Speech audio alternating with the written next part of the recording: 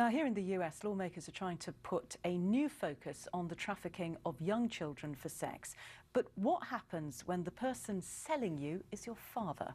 Well, that was the case for Katie, who first became a victim at just 11 years old. After years of abuse, she is now sharing her story and telling of how she finally escaped. I was raised in a very chaotic home, and my dad was severely abusive. And at 8 years old, he raped me for the first time. He was, in a way, grooming me into what he wanted to use me for later. And so at 11 years old, he actually sold me for sex for the first time. I have a younger sister, and she was not treated the same way at all. So my dad, he threatened me, said that if I ever told anyone that he would hurt her. And that's the reason I stayed quiet. I was in school, I'd go to the doctor, I'd go hang out with friends, I'd go to the little skating rink in town, sometimes on the weekends, and no one had any idea. Like, you learn to just live with it. My dad, most of the time, would take me to other people's houses.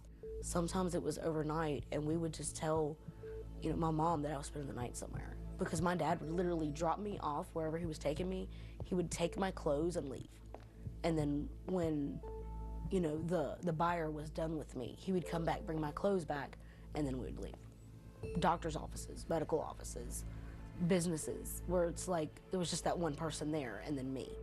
I've been in an attorney's office, when I was a teenager, in church offices. It was just all over the place. I've been sold in warehouses where there were a lot of other girls and a lot of buyers, and where there actually was a woman that was managing and pretty much auctioning us off. The way my dad kind of raised me and built up to this, he kind of twisted everything. He was super manipulative, made me feel like it was almost normal. I remember at one point thinking, about my friends, I wonder who does that to them at home. When I was almost 28 years old, I didn't have a phone, but I could use a computer. So I found this organization that I could maybe get help from, and I reached out to them, and they literally came in the next day and swooped me out of my mom's house, got me out of there. Then I was taken out of state, and then another organization got involved and took me to a safe house. For anybody that's being trafficked, it's the hardest decision you will ever make to get out of that situation, but it's so worth it. You have to tell somebody.